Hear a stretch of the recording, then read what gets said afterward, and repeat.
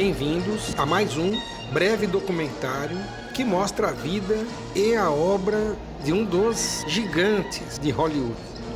Uma homenagem ao diretor Howard Hawks.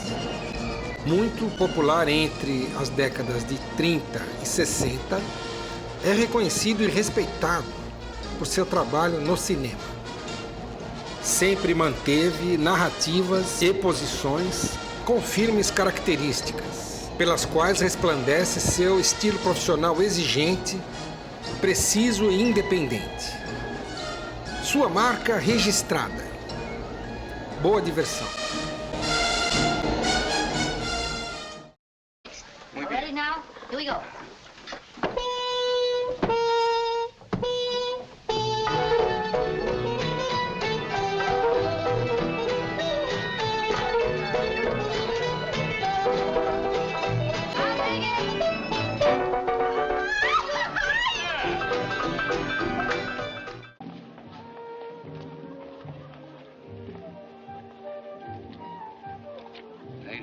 $825.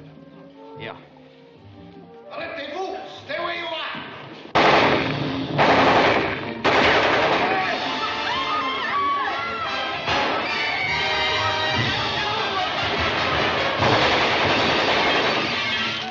Stay where you are. I think I'm sitting on somebody's cigarette.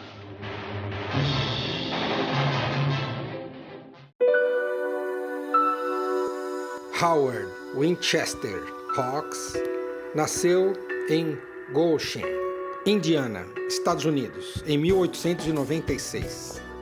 Seu pai, Frank Winchester Hawks, e sua mãe, Helen Howard, formavam uma rica família com 5 filhos. Foi o primogênito, seguido dos irmãos Kenneth Neal, William Belanger, Grace Louise e a caçula Helen Bernice. A família se beneficiou muito dos empreendimentos industriais na cidade de seu avô materno, que mimava demais o pequeno Howard. Em 1898, a família se mudou para Neenah, Wisconsin, por interesses comerciais. No parto do último filho, sua mãe sofreu um grande impacto. Então a família se mudou para Pasadena, Califórnia, procurando fugir dos invernos rigorosos. Frequentou a Escola Elementar Politécnica em 1907 e a Pasadena High School de 1910 a 1912. A família se mudou novamente em 1912 para a cidade próxima, Glendora, onde aos 16 anos continuou os estudos na Citrus Union High School. Depois foi para o leste, New Hampshire, estudar na Phillips Exeter Academy em Exeter e depois na Cornell University em Ithaca, no estado de Nova York, onde se graduou em engenharia mecânica. Serviu a Força Aérea durante a Primeira Guerra, porém foi dispensado como segundo-tenente. Em 1916, conheceu o jovem futuro diretor Victor Fleming, quando participava de corrida de carros. Ele o influenciou para o mundo do cinema e o levou para o estúdio de produção do filme de Douglas Fairbanks, O Pai, In Again, Out Again, sem título no Brasil, onde trabalhava como diretor de fotografia. O set de filmagem não estava pronto e o diretor de arte ausente. Imediatamente se ofereceu pela sua experiência em arquitetura que adquiriu na escola. Com a imensa satisfação de Fairbanks, tornaram-se amigos. Foi o seu primeiro trabalho na indústria cinematográfica. Trabalhou como ajudante na Famous Players Lasky em várias atividades da produção. Editor de filmes, diretor de elenco, supervisor e assistente de direção. Mas queria mesmo era ser diretor. Howard, recomendado por Irving Thalber, conseguiu seu primeiro crédito de roteiro em 1924 no filme Tiger Love, sem título no Brasil. Após Togger prometer que ele iria dirigir, mudou para Metro em 1925, porém só ficou nos roteiros. Um executivo da Fox deu sua primeira oportunidade, então no ano seguinte trocou de estúdio dirigindo seu primeiro filme, The Road to Glory, 1926. No Brasil, Espelhos d'Alma. E não parou mais. Nos próximos anos, dirigiu vários filmes mudos pela Fox, acumulando as funções de supervisão, edição e roteiro, até que em 1929 foi promovido a diretor, atingindo um destaque importante na época. Fez a transição para o filme sonoro com o drama clássico The Dawn Patrol, 1930. No Brasil, A Patrulha da Madrugada, sobre aviação na Primeira Guerra Mundial. Tornou-se um diretor independente pelo resto de sua carreira ao findar o contrato com a Fox, em 1929. Entrou para o primeiro time dos diretores com o lançamento do polêmico Scarface, em 1932. No Brasil, Scarface, A Vergonha de uma Nação, onde focaliza com ousadia o gangster de Chicago, Al Capone. Foi seu primeiro grande filme e permaneceu como seu favorito.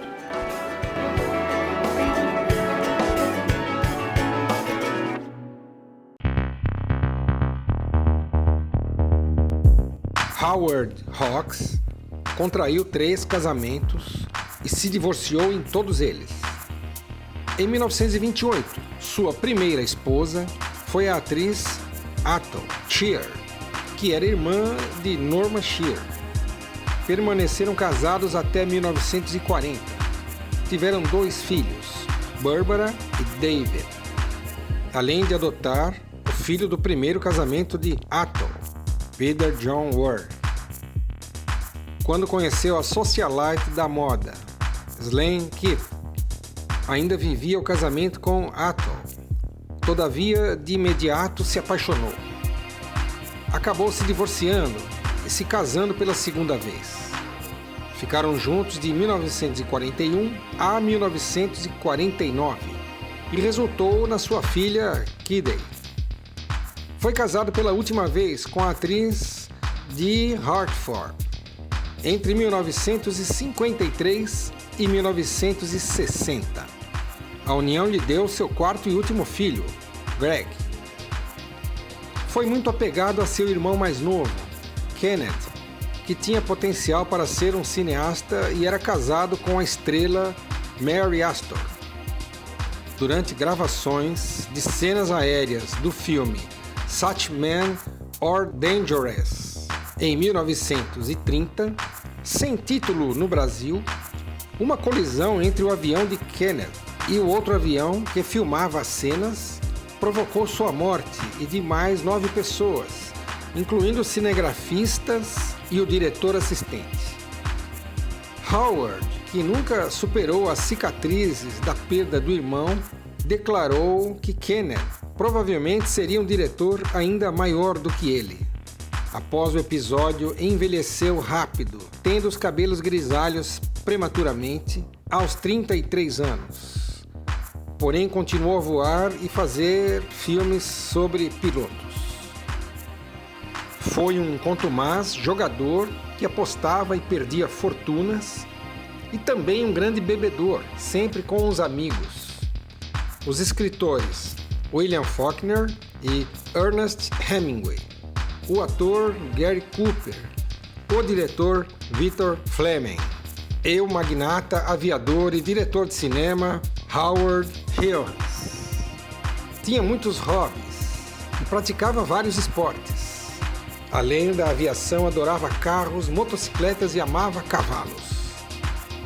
Howard, em todas as suas glórias e sucessos, sempre mostrou que agarrava a vida com uma gana impressionante, pelo trabalho e pelos seus objetivos.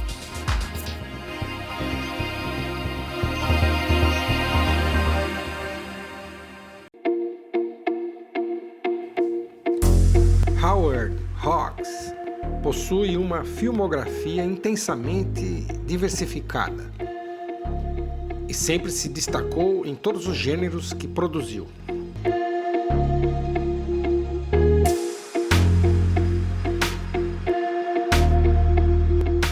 A seguir, uma amostra sobre alguns dos seus principais filmes.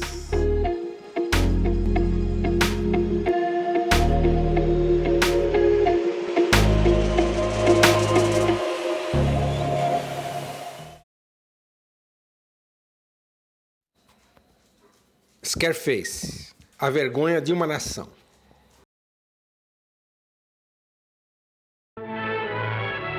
A carreira de Howard Hawks deslanchou com o lançamento desse desafio, que permanece uma grande obra até hoje. Um tema pesado que sofreu pressões no Brasil e foi obrigado a incorporar ao título a expressão A Vergonha de uma Nação, para amenizar o impacto moral.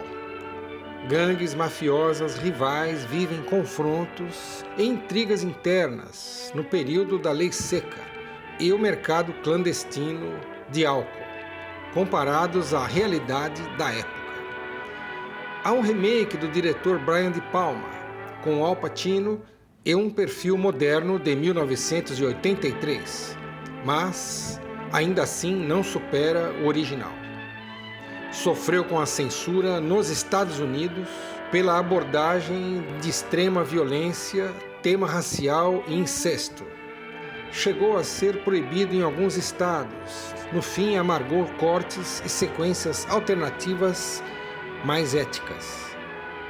Protagonistas excepcionais, cenários, fotografia, figurinos e o roteiro foram de primeira e fizeram desse filmaço um dos mais famosos do gênero.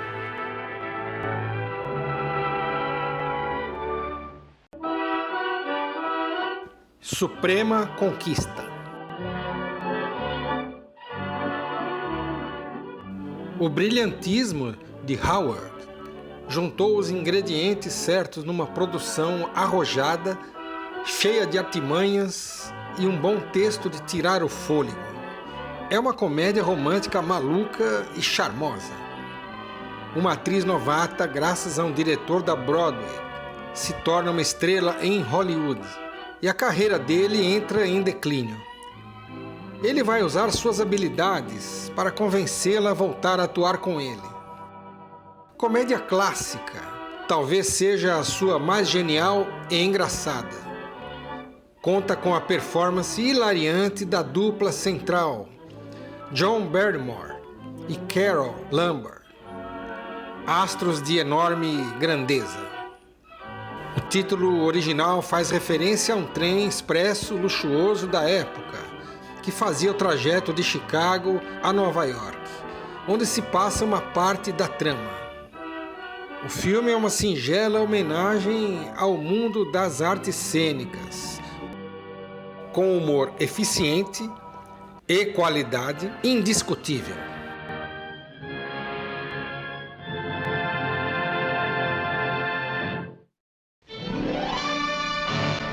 Paraíso Infernal.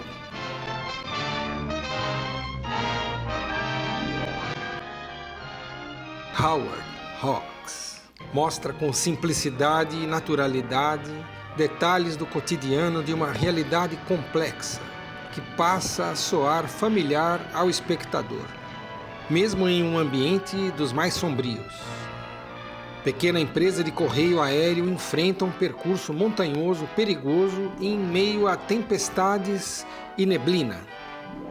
Com a passagem de uma jovem ao pequeno aeroporto e o ambiente tenso vivido após um acidente fatal, o clima esquenta quando ela se apaixona pelo piloto responsável.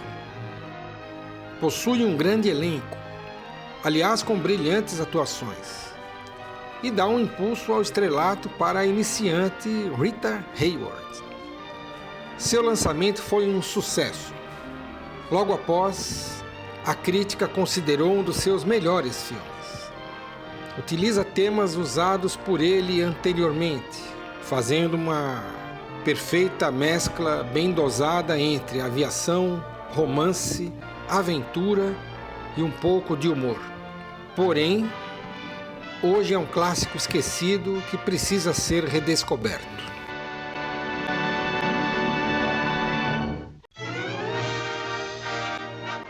Jejum de Amor.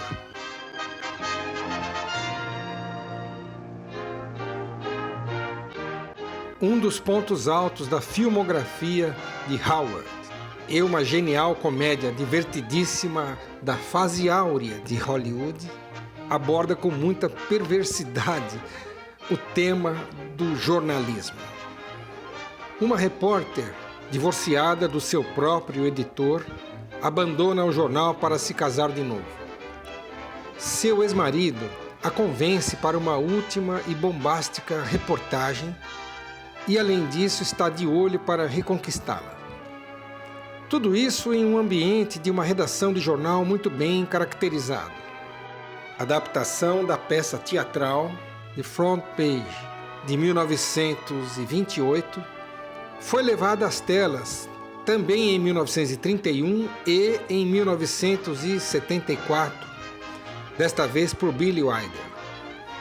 O estilo apresenta um time novo nos diálogos que fluem naturalmente e rapidamente, com uma precisão cirúrgica. Cary Grant e Rosalind Russell dividem a tela num ritmo alucinante, com uma química maravilhosa. O intenso roteiro traz a figura feminina característica do diretor, de personalidade forte e presença acentuada. Uma delícia de filme.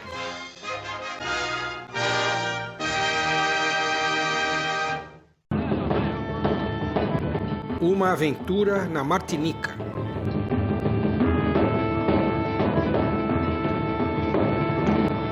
Ao estilo Casablanca, tem o charme dos anos 40. Howard entrega mais um lançamento carismático de sua carreira. Dono de um pequeno barco, é forçado a ajudar combatentes da resistência francesa no Mar do Caribe, Martinica, em 1940. Todavia, reage com a ajuda de uma cantora sensual e esperta e acaba se envolvendo com a polícia. Com elegância e um toque sutil de humor, o diretor usa o fascínio do casal Humphrey Bogart e Lauren Bacall, abusa de interiores sombrios e, em uma atmosfera leve, desenvolve um bom thriller e uma trama envolvente. Obrigatório. É um dos grandes momentos do diretor. Um encaixe perfeito com a dupla bebê, Bogart e Bacall.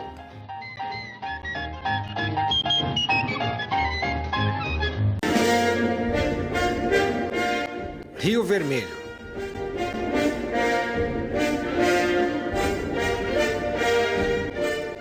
Uma interessante parceria com o ator John Wayne rendeu bons frutos. E um dos principais foi Rio Vermelho. Fazendeiro, durante perigosa viagem para levar seu gado ao Missouri, além das tensões da exaustiva jornada, ainda sofre a revolta de um jovem vaqueiro, seu próprio filho adotivo. Um tema complexo envolvendo a amargura e a inquietação do personagem, que enfrenta uma crise pessoal de imensa sensibilidade em pleno Velho Oeste. Com ótimo elenco, esta empolgante história é um dos mais aclamados faroestes. As sequências da travessia do rio durante a condução do gado são magníficas. Um clássico recheado de drama e aventura.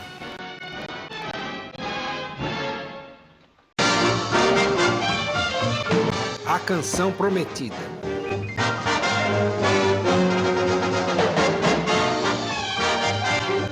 ao criar um remake da boa comédia de Billy Wilder, Bola de Fogo, de 1941, com uma bela nova roupagem, o engenhoso diretor produz um contagiante musical e dá um incrível colorido ao roteiro. Enquanto acadêmicos da música estudam a sensação de um novo gênero musical, encontram em uma atraente cantora de boate, que se esconde do namorado perseguido pela polícia, o perfeito objeto de estudo que procuram. Os estudiosos de uma enciclopédia da antiga versão são substituídos por um grupo de professores de música. Tem as participações especialíssimas dos músicos Benny Goodman, Lionel Hampton, Louis Armstrong e outros. Com um ritmo quase neurótico, o filme viaja no universo da harmonia com muito bom humor e romance.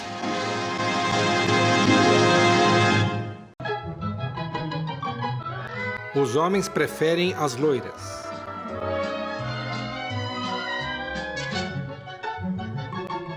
Howard insiste, e desta vez trabalha em um musical típico hollywoodiano, maravilhoso e afinado. Duas dançarinas muito amigas rumam para Paris em um cruzeiro em alto mar, onde uma está interessada no seu promissor noivado e a outra anseia encontrar aventuras amorosas e homens interessantes. Entretanto, ambas acabam criando grandes confusões. O diretor dá um tom sarcástico, espirituoso e consegue compor uma combinação inteligente entre o erotismo, a inocência e a personalidade feminina forte nos papéis principais. É uma comédia musical bem divertida que prende a atenção, além da fotografia e figurinos impecáveis e lindas sequências de coreografia. As protagonistas, Jane Russell e Marilyn Monroe, esbanjam talento e sensualidade e fazem do filme um encanto.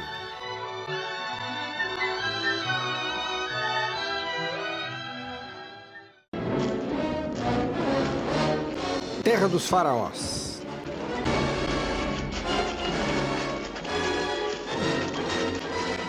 Uma produção de grande porte e muito esplendor e um épico extravagante, porém com detalhes minuciosos que nos levam com muito realismo à remota civilização do Antigo Egito.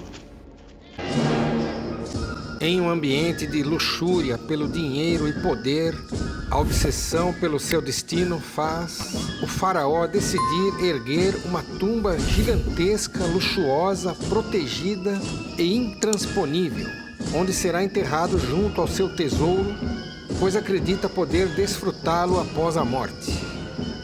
Para isso, utiliza um povo, seu prisioneiro, com a promessa da libertação após a construção. Inspirado, Howard concebe um entretenimento recheado de cenas marcantes, construção da pirâmide e rituais com um vislumbre fascinante. Milhares de figurantes, belíssima fotografia, cenários grandiosos e o clímax do final fazem deste clássico um espetáculo maravilhoso do mestre.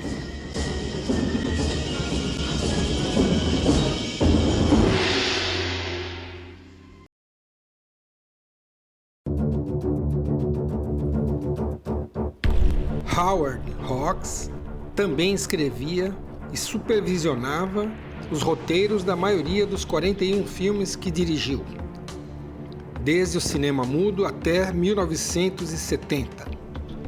Ele conseguiu se adaptar com facilidade à revolução do filme sonoro e rapidamente foi conquistando respeito e admiração como um diretor poderoso.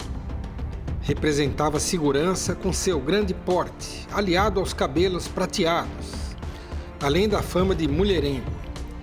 Daí recebeu o apelido da imprensa especializada como The Grey Fox of Hollywood, A Raposa Cinzenta de Hollywood. Teve uma obra impressionante. Preferia não trabalhar para grandes estúdios, chegando a produzir sozinho muitos de seus filmes, conseguindo sua independência e modernidade, e influenciou vários diretores contemporâneos.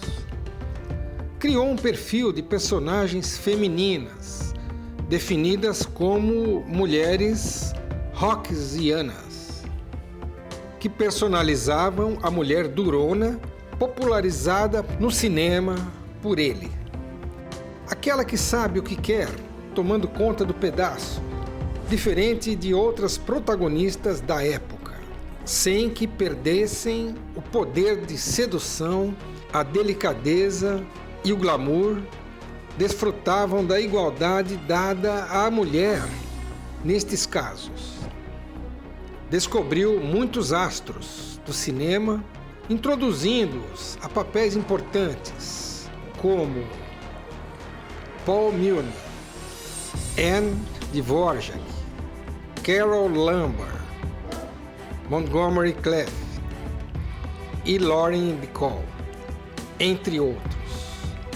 Depois de produzir o filme Rio Lobo, em 1970, aposentou do cinema e se tornou uma lenda em Hollywood. Recebeu um Oscar honorário em 1975, uma honra pelo conjunto da sua obra. Em sua homenagem foi declarado mestre cineasta cujos esforços criativos ocupam um lugar de destaque no cinema mundial.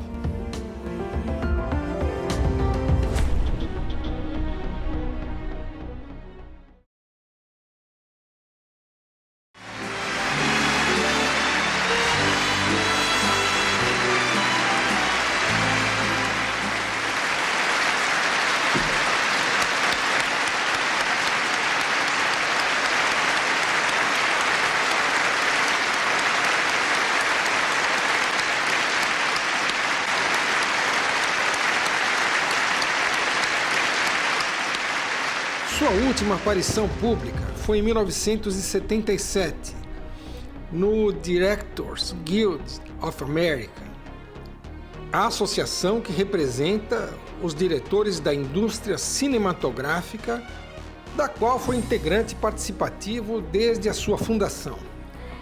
Foi eleito pela revista Entertainment Weekly como o número 4 da lista dos 50 maiores diretores de cinema de todos os tempos em 1996.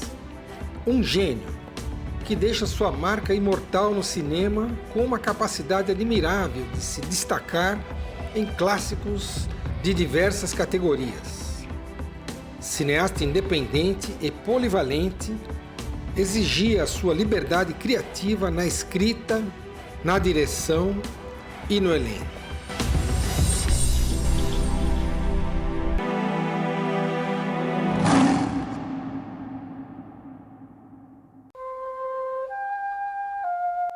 Howard Hawks faleceu em 1977, aos 81 anos, em sua própria casa, após complicações causadas por uma violenta queda, em Palm Springs, Califórnia.